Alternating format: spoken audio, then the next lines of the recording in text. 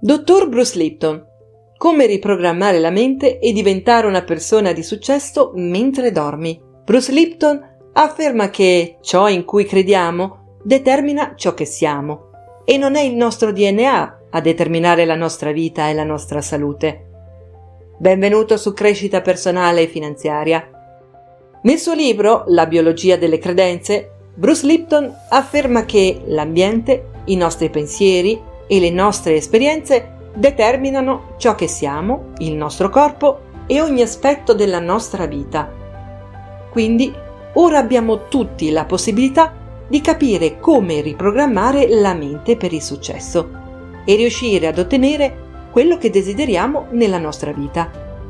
La riprogrammazione mentale è fondamentale per il proprio sviluppo personale, poiché ti consente di attivare la legge d'attrazione e poter soddisfare i tuoi obiettivi.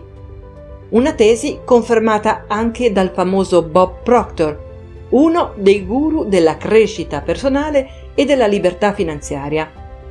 Il dottor Bruce Lipton ci spiega come in soli 10 minuti si possa cambiare una credenza che hai immagazzinato nella tua mente durante tutta la tua vita, come se fosse una finestra che si apre e in cui puoi buttare una nuova credenza. La mente subconscia può creare 40 milioni di impulsi nervosi al secondo. È molto veloce, ma totalmente abitudinaria, poiché tutte le volte lancerà sempre gli stessi impulsi, indipendentemente dallo stimolo che riceve. È un riflesso automatico di quello che viene registrato e depositato nella nostra mente.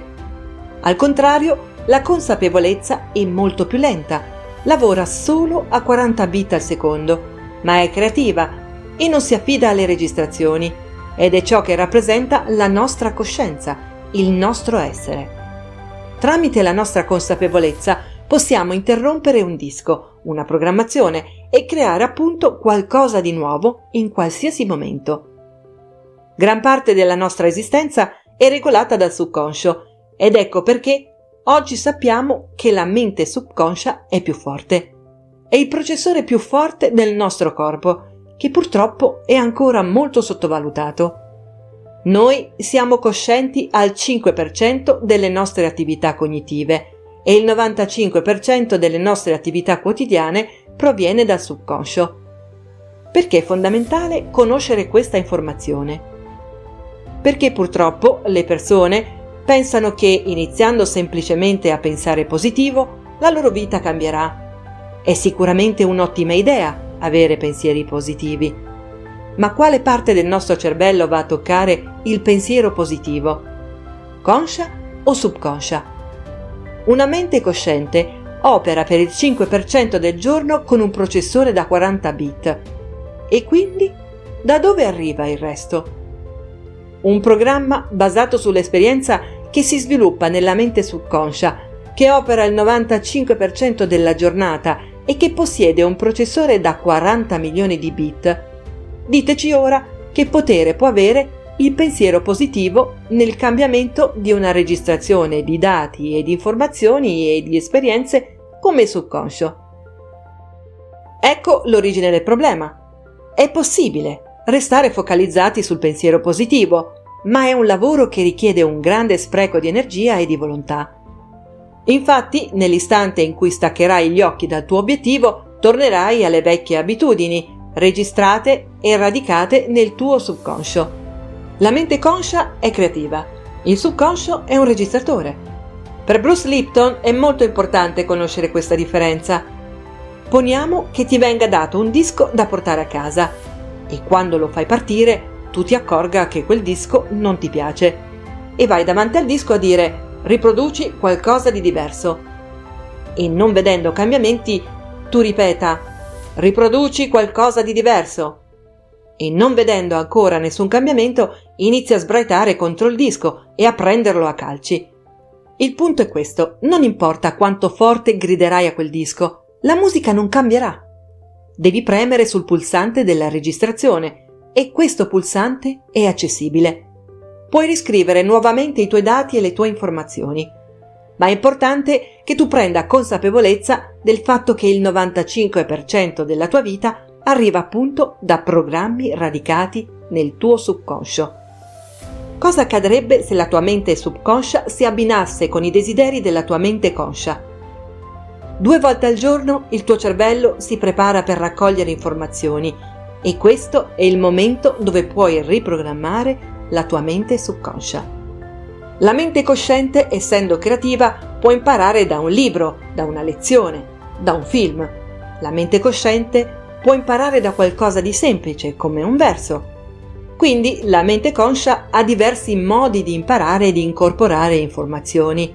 Ma le due menti non sono collegate nel senso che pensate voi, che se una riceve un'informazione, anche l'altra imparerà la stessa informazione. Non funziona assolutamente così. È sbagliato pensare in questo modo. La mente conscia impara dalla creatività tramite un libro, un film, una lezione. Il subconscio non impara in questo modo. Il subconscio impara tramite le abitudini e lo fa principalmente in 2 modi.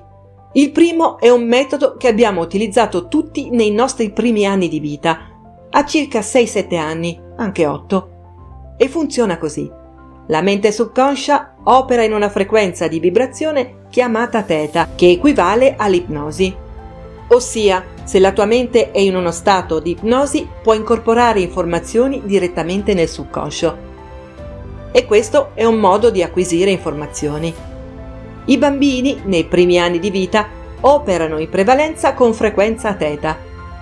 Ma nel momento in cui crescono e cominciano a diventare adulti, tutto cambia. Ed ecco che succede un fatto interessante. 2 volte al giorno l'adulto attraversa una fase in cui la sua frequenza è appunto nello stato di theta. Per 2 volte al giorno il tuo cervello si prepara ad acquisire informazioni tramite ipnosi. Ma quando è che questo accade? Ricordati che ci sono frequenze di vibrazioni che si alternano. Quando dormi sei in uno stato di bassa vibrazione, bassa frequenza di vibrazione, e questa frequenza è chiamata delta. Quando cominci a svegliarti, ma che non sei completamente sveglio e sei ancora nel mondo dei sogni, ossia a metà fra il mondo reale e il mondo dei sogni, in quel momento sei in fase theta. Quindi procedi dalla frequenza delta alla frequenza theta. Esiste un periodo in cui l'ipnosi può esserci, ma svegliandoti la frequenza di vibrazione si alza sempre di più, raggiungendo l'alfa, che è lo stato in cui ti sei appena svegliato, sei ancora intontito, e così ti prepari per affrontare la giornata, ti prepari per andare al lavoro e così via. E man mano che ti risvegli e diventi cosciente, transiti da uno stato alfa a quello beta. Lo stato beta è lo stato in cui operi per la maggior parte della giornata. Quando dopo una giornata di attività ritorni a casa e inizi a rilassarti, il tuo cervello passa da uno stato di frequenza alta in beta ad uno basso in alfa. Mentre ti prepari ad andare a letto, passi da alfa ad uno stato ancora minore, che è nuovamente theta, e quando finalmente ti sarai addormentato sarai passato da theta a delta. Quindi, come detto inizialmente, 2 volte al giorno il tuo cervello interagisce su frequenze theta, ossia 2 volte al giorno il tuo cervello si trova in uno stato di ipnosi, ed è qui che puoi registrare nuove informazioni nel tuo subconscio. Puoi letteralmente riprogrammare la tua mente subconscia. In sintesi, siccome ogni notte appena prima di addormentarti la tua mente si trova nella fase theta, se indossi degli auricolari e ascolti un programma sul nastro, mentre sei a letto, la tua mente subconscia si troverà in fase beta e avrai l'opportunità di registrare il nuovo comportamento.